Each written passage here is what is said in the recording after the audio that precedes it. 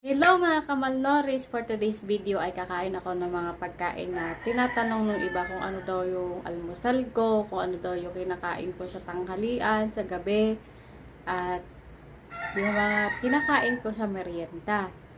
Simple lang naman yung mga kinakain ko mga day, katulad lang din kang kinakain nyo. Pero, dapat ay sapat lang yung dami, gaano siya kabilis kainin, kung paano mo siya kainin. Meron ako ditong kanin dahil almusal ko ngayon. Ayan, siguro mga isang kamao ko yan. Meron ako ditong gulay na may saluyot, okra, talong, kalabasa at sitaw. Tapos may kamatis, wala nang ibang lahok, yun lang. At meron ako ditong itlog kanina, madami yan, nabawasan ko na. Pero kakain ulit ako kasi itlog naman to. Ito yung pagkain nyo, kung makikita nyo kung gaano siya kadami. At pinagsama-sama ko na yung itlog, gulay, at saka yung sabaw at kanin. So, yung sabaw nandyan lang sa tabi ko. Pag gusto kong humigop, hihigop na lang ako.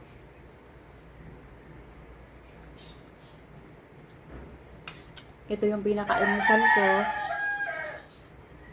Nung nakaraan ko, naggagamot ako sa aking cholesterol. Kumakain pa rin ako ng kanin, pero mas kaunti dito. At talagang inaraw-araw ko ang pagkain ng okra, talbos, kamote at malunggay. Yung pakiramdam ko ngayon sa mga nagtatanong, okay na po ako. At ang pagandahan po doon, dahil sa pagkain ko ng gulay araw-araw, ay unti-unti na po ako nakakain tulad ng mga bawal sa acid reflux. Pero sa pag may acid reflux ka, ang pagkain ng madami ay nakakapag-trigger ng simptomas ng acid reflux. Ayan, may kalabasa tayo, sitaw, at itlog. Pakinggan nyo rin yung inyong mga sarili at yung katawan kung ano ang hinahanap niya. Kasi iba-iba tayo ng pangangatawan. Hindi tayo pare-parehas tulad ng paggawa sa atin ni Lord. Kaya,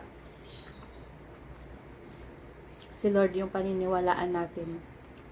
Kaya wag na wag mong ikukumpara yung sarili mo sa iba para hindi ka masyadong mahirapan at makarecover ka ng mas maaga. Kapag niresetahan kayo ng doktor ng gamot, parang awan nyo na, tapusin nyo talaga.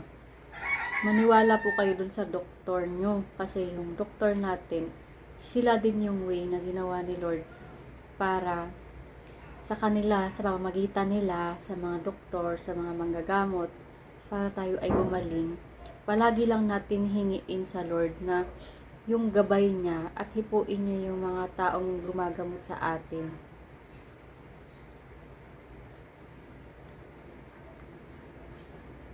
Para tayo ay gumaling. Kung tatanungin nyo, sa oras na to, sa kaharap ko kayo, na kumakain ako, ang pakiramdam ko ngayon, dahil time check, 9 AM na po. Ginawa ko nung kasagsagan ng acid reflux ko, hindi ko ito magawa dati. Pero ngayon, dahan-dahan, kahit late ako ng kaunti sa aking almusal, medyo nadadala ko pa po, pero medyo carry pa ng aking sikmura. Pero nung kasagsagan ng aking acid reflux, hindi gaya ng sikmura ko yun. At depende po yun sa stress tayo, kung stress ka, kung puyat ka, at marami kang ginagawa.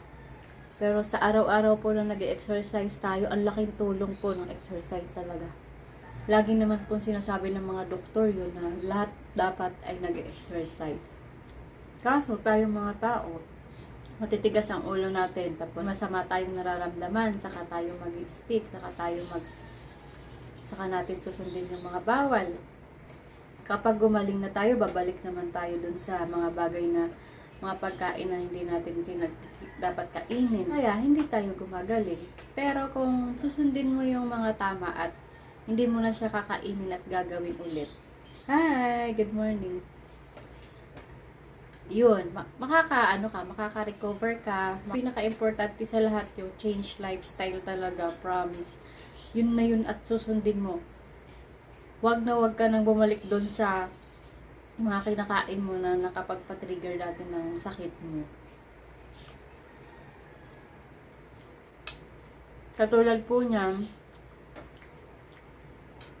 medyo busog na po ako at feeling ko ay bloated na po ako dahil nalibasan ako ng kain.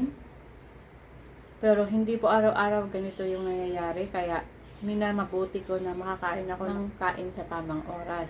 Kasi dito po nag-umpisa yung aking acid reflux. Isa din po ito sa mga dahilan kung bakit ang isang tao ay nagkaka-acid reflux. Kumbaga sa Bicol ay pasma. Sa albularyo, ang tawag nila ay pitukang tamad. Kasi nga, tamad tayo kumain ng tama sa oras at tama sa dami. Hindi ka kakaipasan ka. Tapos pagkakain ka, gutom na gutom ka dahil nalipasan ka. Ngayon, ang dami mong makakain. Sino bang hindi magreklamo yung tiyan na walang laman, na sa tamang oras, tapos lalagyan mo ng bigla ng madami? Eh, di sasakit nga yung tiyan natin. So, ganun po yung nangyari sa akin. Kaya, ang pinaka-importante po talaga, tamang kain sa tamang oras. Yun lang mga kamalnourished. Hindi ko na siya maubos kasi ayun nga, sabi ko sa inyo, pakiramdaman natin yung ating sarili. Kasi ito mamaya, pwede ko naman itong kainin ulit kapag bumaba na yung kinain ko. Kasi ang may acid reflux, hindi siya katulad ng ibang tao na walang acid reflux na mabilis ang panunaw nila at mabilis bumaba ang kanilang kinain. Hindi katulad ko. May acid reflux ako, mabagal bumaba ang aking kinain. At pagkatapos ko nito, pag inom ko ng tubig ay lagok lang. At after 30 minutes or 1 hour, saka ako iinom ng tubig na isang baso. So, yun lang mga kamalnourished. Sana ay may napulot kayong aral at nakatulong sa inyo ang video na to. Kaya, at supportahan nyo ako palagi sa mga videos ko na palagi ko ina-upload.